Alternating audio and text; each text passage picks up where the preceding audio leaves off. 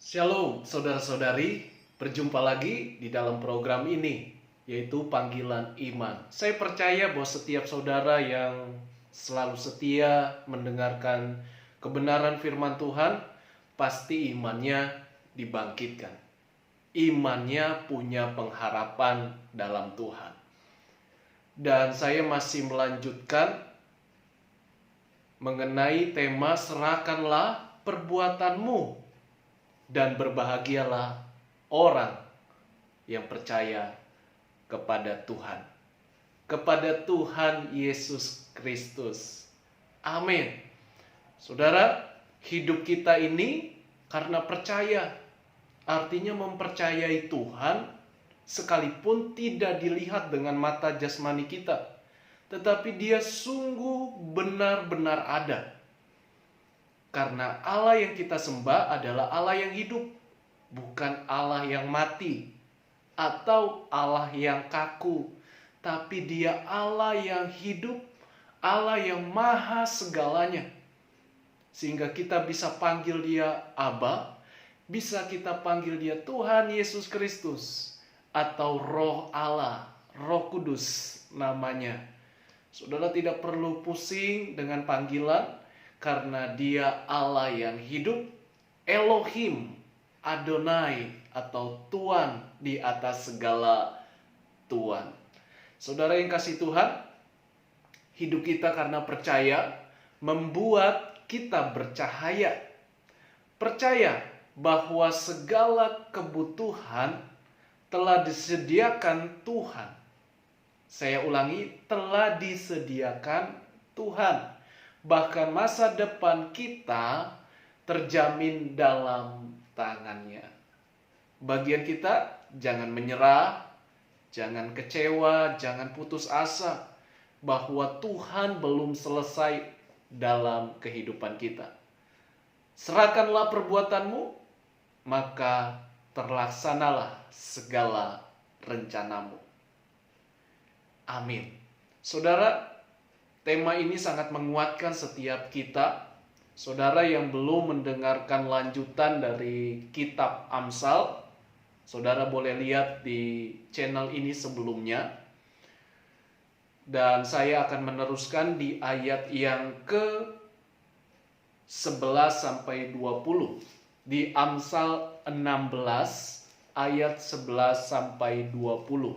Namun sebelum kita mendengarkan kebenaran firman, mari terlebih dahulu kita selalu berdoa supaya Roh Allah yang mengajar kita, yang memberikan kita hikmat, supaya kita mampu berjalan bersama dengan Tuhan. Mari kita berdoa. Haleluya. Tuhan Yesus, terima kasih, hidup kami karena percaya, dan kebahagiaan kami adalah takut akan Tuhan, mengenal pribadi Tuhan Yesus dengan benar. Dan kami percaya oleh hikmat-Mu Tuhan, setiap pembacaan firman Tuhan akan meneguhkan iman kami. Kami masih punya pengharapan dalam Yesus. Terima kasih Bapa. Dan kami percaya bahwa segala kebutuhan kami Tuhan telah sediakan. Setiap perjuangan kami, setiap usaha kami, pasti Tuhan buka jalan keluar. Terima kasih, di dalam nama Tuhan Yesus, kami siap mendengar firman-Mu dan menghidupinya. Haleluya, amin. Puji Tuhan. Saudara yang kasih Tuhan, serahkanlah perbuatanmu kepada Tuhan dan berbahagialah orang yang takut akan Tuhan, orang yang mengasihi Tuhan Yesus. Kita buka Alkitab kita dalam kitab Amsal 16 ayat 11 sampai 20. Saya akan bacakan satu-satu dan saya akan jelaskan. Amsal 16 ayat 11. Timbangan dan neraca yang betul adalah kepunyaan Tuhan. Segala batu timbangan di dalam pundi-pundi adalah buatannya. Alat ukur dalam kehidupan manusia terletak kepada Tuhan. Karena Tuhan adalah hakim yang adil. Dia adalah Allah yang mengetahui segala yang tersembunyi di dalam diri manusia. Dia Allah yang transparan. Manusia tidak akan bisa menyembunyikan segala kesalahannya. Itulah keadilannya. Digambarkan, dicontohkan seperti timbangan atau neraca, suatu alat ukur. Dan segala batu timbangan di dalam pundi-pundi adalah buatannya, bukan buatan manusia. Memang di dunia ini adalah buatan manusia, tetapi Tuhan memakai bahasa kita melalui kitab Amsal yang sangat kuat adalah hikmat Allah, pikiran Allah. Sehingga Allah menggunakan bahasa manusia, yaitu seperti timbangan atau neraca. Dan di dalam pundi-pundi adalah buatannya.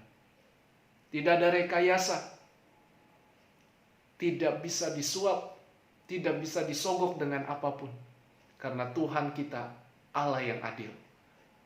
Jadi saudara, sekalipun engkau tidak dibela, engkau dijauhkan, engkau dihina, engkau dibuang karena engkau mengasihi Tuhan Yesus, karena engkau setia, engkau percaya pada Tuhan Yesus, dan engkau hidup dalam kebenaran, engkau tidak kompromi dengan yang lain. Lihatlah, Allah itu hakim yang adil, yang pasti membela saudara dan saya. Berbahagialah orang yang takut akan Tuhan, terlebih menyerahkan hidupnya, segala sesuatu, perbuatan kita, dan hasilnya terlaksana segala rencanamu.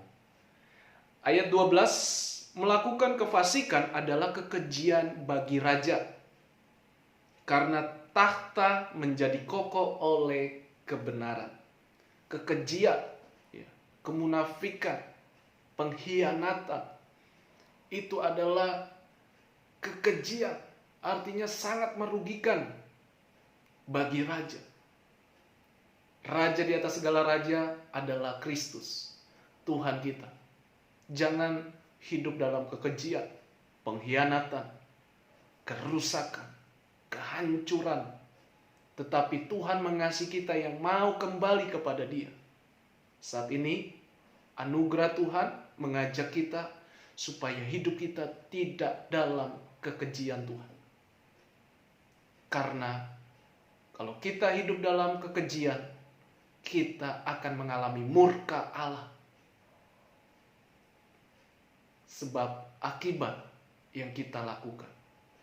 Jadi saudara, mari dengan kerendahan hati saya minta permohonan atau minta pertolongan Tuhan. Kekuatan manusia ini terbatas, bahkan tidak mampu. Karena godaan, karena daya tarik dunia. Bergantunglah kepada Tuhan. Serahkanlah perbuatanmu. Bukan hanya pekerjaan atau usaha, tetapi menjalani hidup ini dalam keyakinanmu. Tetap serahkan perbuatanmu kepada Tuhan. Ayat yang ke-13. Bibir yang benar dikenan raja, dan orang yang berbicara jujur dikasihinya. Bibir yang benar, ucapan yang baik, ucapan yang membangun, bukan ucapan yang menjatuhkan, menghakimi, bukan ucapan yang menghina, bukan ucapan yang kutuk yang keluar dari mulut kita, tetapi ucapan yang jujur, ucapan yang apa adanya. Orang yang jujur pasti dikasihi Tuhan. Sekalipun jujur ini sangat berat, tetapi saya percaya hikmat, terang kebenaran, terang kemuliaan Tuhan akan membawa kita kepada kemuliaan, kepada terangnya Tuhan. Jadi bukan kekuatan kita, melainkan kita bergantung kepada Tuhan. Dan Tuhan pasti mengasihi kita. Ucapkan perkataan-perkataan yang membangun, sekalipun keadaanmu sakit, sekalipun keadaanmu lemah, ucapkan kata-kata membangun. Dalam segala perkara dapat kutanggung dalam Yesus Kristus. Selalu ada jalan keluar, ada kemudahan, ada damai sejahtera yang keluar dari hati, pikiran kita bisa jadi tenang karena bergantung pada Tuhan. Ya, serahkanlah selalu perbuatanmu pada Tuhan. Ayat yang ke-14, kegeraman. Kegeraman raja adalah bentara maut, tetapi orang bijak memadamkannya. Kegeraman, kemarahan, murka Allah adalah pertanda maut atau pertanda kematian. Saudara, tadi saya sudah katakan Allah itu adil. Sekalipun engkau tidak dibela oleh manusia, sekalipun engkau dikhianati oleh manusia, Tuhan membela saudara. Iya, jangan takut. Ada waktu Tuhan. Tuhan pasti bela saudara. Percayalah, ini janji Tuhan. Bukan omongan saya, bukan perkataan saya, bukan dari diri saya. Tetapi ini yang kita alami adalah Tuhan membela saudara. Dan ini doa saya juga. Saudara yang dikhianati, saudara yang dihina, Tuhan yang membela saudara. Karena apa? Dikatakan kegeraman, murka Allah yang menyala-nyala adalah tanda kematian. Sebelum atau daripada kita mati karena murka Allah, lebih baik kita bergantung pada Tuhan. Lebih baik kita sadar diri kalau memang salah. Tidak perlu cari pembelaan, tidak perlu merasa diri kita benar. Jika memang kita salah, kita rendah hati saja di hadapan Tuhan. Kita mengaku salah kalau kita salah. Tidak perlu cari pembelaan. Nanti Tuhan yang akan memulihkan keadaan kita. Supaya kegeraman raja tidak murka atas kita. Kalau sudah murka, tidak ada obatnya. Kita pasti binasa. Dan ayat yang ke-15. Tapi sebelumnya dikatakan orang bijak memadamkannya. Ini doa saya karena Raja Salomo adalah termasuk raja yang berhikmat, raja yang bijaksana dalam mengambil keputusan. Dalam mengambil keputusan saudara, hiduplah dalam kebijaksanaan. Hanya Roh Tuhan, hanya Roh Kudus yang memampukan kita untuk hidup bijaksana. Ayat 15, wajah raja yang bercahaya memberi hidup dan kebaikannya seperti awan hujan musim semi. Wajah raja bercahaya memberi hidup. Bercahaya bukan berarti dengan memakai lampu sehingga terang bercahaya atau memakai segala make up atau apapun namanya sehingga wajah kita menjadi bercahaya. Tentu bukan itu. Tetapi wajah yang bercahaya di sini adalah pemimpin yang bijaksana. Raja yang bijaksana, raja yang hidup dalam kebenaran firman. Ia mengikuti perkataan Allah. Yang hidup di dalam kebenaran, dalam kejujuran, dalam kerendahan hati. Itulah yang membuat kita bercahaya. Makanya saya percaya orang yang mengasihi Tuhan tanpa alat apapun atau tanpa alat bantu apapun, wajah orang itu awet muda. Sekalipun usianya sudah tua. Karena ada cahaya kemuliaan. Cahaya yang terpancar dari hati kita yang mengasihi Tuhan. Bukan berarti saudara pakai make up bagi wanita salah, bukan. Tetapi kalau saudara makin mengasihi Tuhan, makin suka berdoa, makin suka merendahkan hati di hadapan Tuhan, merendahkan diri di hadapan Tuhan, Saya yakin percaya hidup saudara awet muda, bercahaya. Ada kemuliaan Tuhan terpancar atas hidup saudara. Itu yang luar biasa. Yang tidak bisa dibeli dengan uang. Yang tidak bisa ditukar dengan harta. Karena wajah saudara terpancar kemuliaan. Hidup dalam kebenaran. Berpegang apa firman Tuhan katakan. Dan kebaikannya seperti awan hujan musim semi. Ada kesegaran, ada kesuburan. Demikian hidup kita. Ada penyegaran roh, jiwa, tubuh kita, fisik kita. Karena kita begitu melekat dengan Tuhan. Kita berani habis-habisan untuk Tuhan. Artinya dengan ketulusan hati, dengan kemurnian kita mencintai Tuhan. Dan ayat 17 atau ayat 16, memperoleh hikmat sungguh jauh melebihi memperoleh emas, dan mendapat pengertian jauh lebih berharga daripada mendapat perak. Dan ini doa saya kembali, saudara, kita hidup dalam hikmat Allah. Hikmat Allah lah yang memberikan kita jalan keluar, solusi. Bukanlah menyerah, tapi ada hikmat Allah melebihi emas. Emas ini kan berbicara tentang sesuatu yang punya nilai mahal. Tetapi melebihi nilai mahal itu adalah hikmat Allah. Sehingga pengharapan kita tetap teguh di dalam Tuhan. Tidak loyo, tidak lemah. Karena manusia ini pasti lemah. Ketika banyak tekanan, ketika banyak himpitan terjadi. Tetapi ada hikmat Allah yang memampukan kita untuk bisa berdiri teguh di tengah ujian hidup, di tengah gelombang hidup.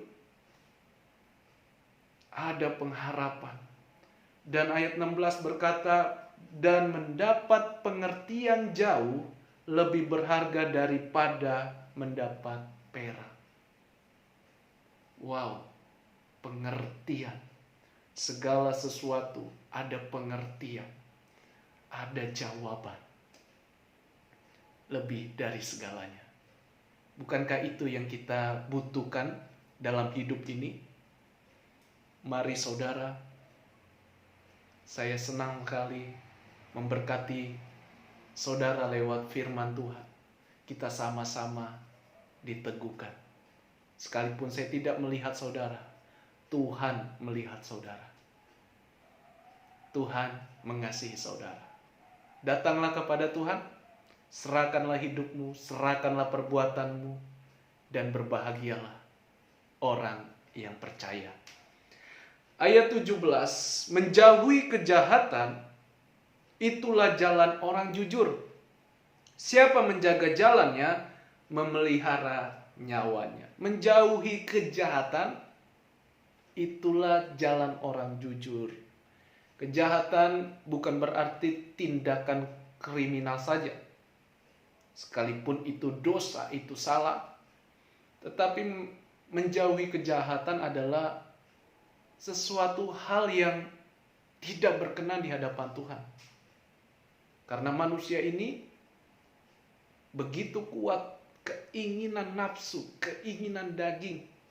Tapi karena kita ada roh Allah dalam hidup ini, kita terima anugerah, kita terima keselamatan, kita terima kasih Allah, sehingga kita dituntun oleh firman-Nya, oleh roh Allah yang ada di dalam hidup ini, sehingga kita mampu, kita sanggup melewati segala daya tarik keinginan-keinginan daging. Jauhilah kejahatan, itulah yang disuka orang jujur. Jalannya jujur, jalannya apa adanya, transparan, terbuka, terlihat, tidak direkayasa, tidak dimanipulasi, tidak modus, tetapi benar-benar jujur, benar-benar terbuka. Jauhilah kejahatan, dan serahkanlah perbuatanmu kepada Tuhan. Siapa menjaga jalannya memelihara nyawanya. Siapa yang menjaga jalannya dari perbuatan dosa, dari perbuatan salah, kita berbalik kepada Tuhan, kita kembali ke jalan Tuhan. Biarkan orang lain menghina saudara, biarkan orang lain mengejek saudara, sok rohani atau sok anak Tuhan, biarkan saudara. Bagian saudara adalah berubah, berputar kembali kepada jalan Tuhan, rencana Tuhan. Saudara akan berbeda dengan orang lain. Itulah indahnya ketika kita mengenal Kristus sebagai Tuhan. Ayat yang ke-18, kecongkakan mendahului kehancuran, dan tinggi hati mendahului kejatuhan. Saudara, sesuatu syarat yang sangat terbaik yang dunia tidak miliki. Orang lain boleh congkak, boleh sombong, tetapi kita orang percaya, jangan congkak, jangan angkuh.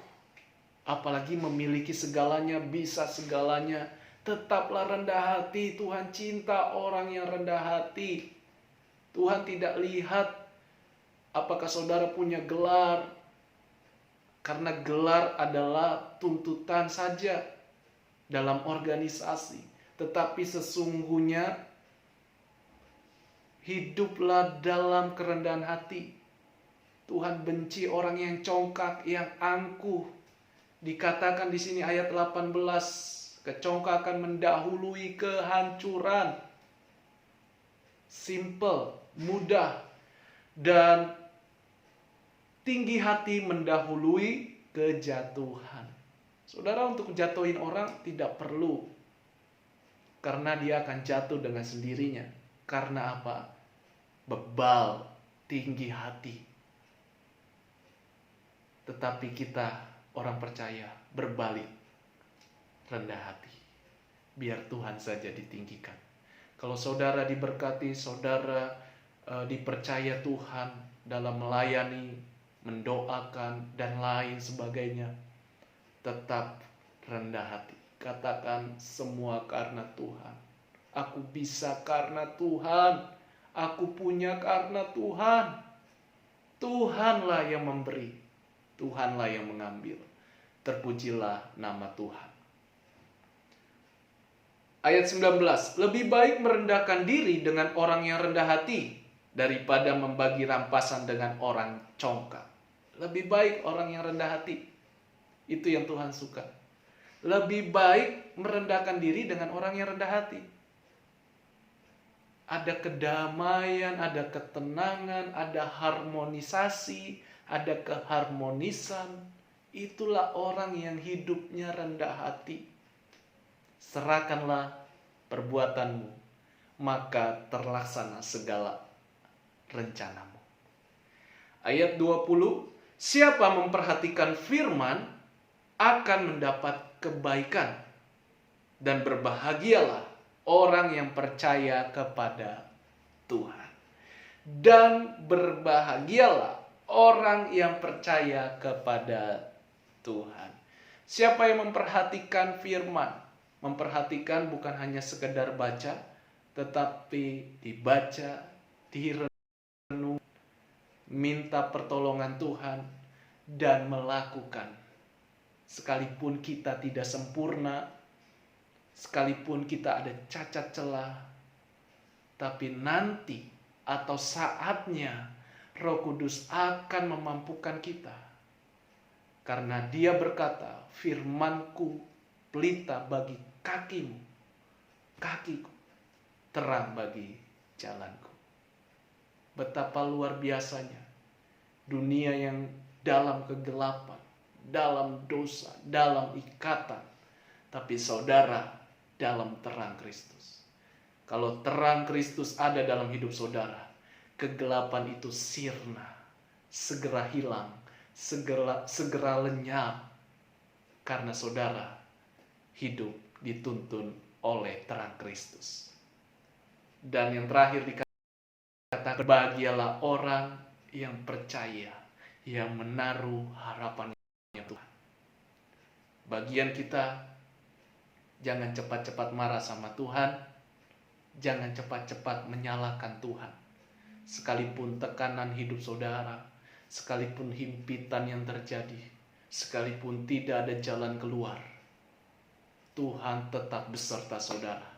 Selama iman saudara memandang Tuhan, selama pikiran saudara memiliki pikiran Tuhan, yaitu hikmat, dan perbuatan saudara disertai dengan kebijaksanaan dan kerendahan hati, kejujuran, maka saudara pasti bahagia, pasti sukses.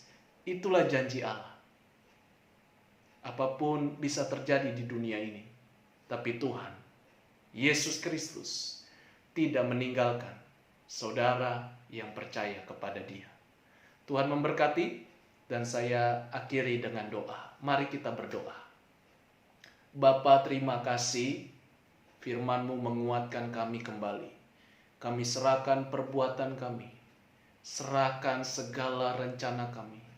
Biar rencana Tuhan yang jadi di dalam rencana kami.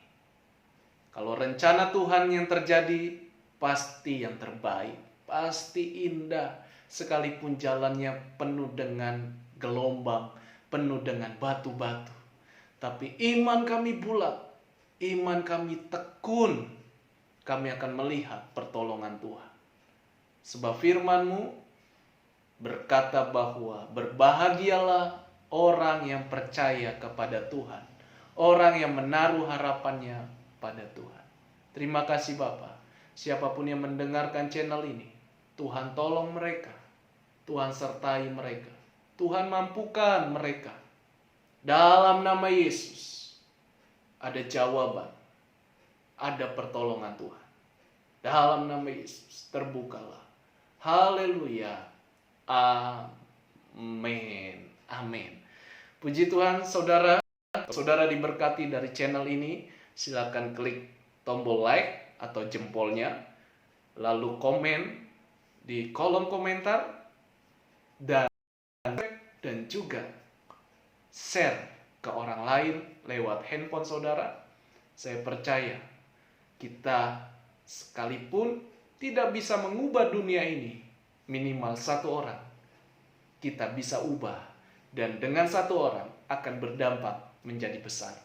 Tuhan Yesus pasti memberkati kita, usaha kita, pergumulan kita, karena kita percaya bahwa di dalam Tuhan selalu ada kasih Tuhan yang melimpah, yang tidak pernah berhenti bagi kita yang percaya. Tuhan Yesus memberkati kita semua. Berbahagialah selalu orang yang percaya pada Tuhan. God bless you.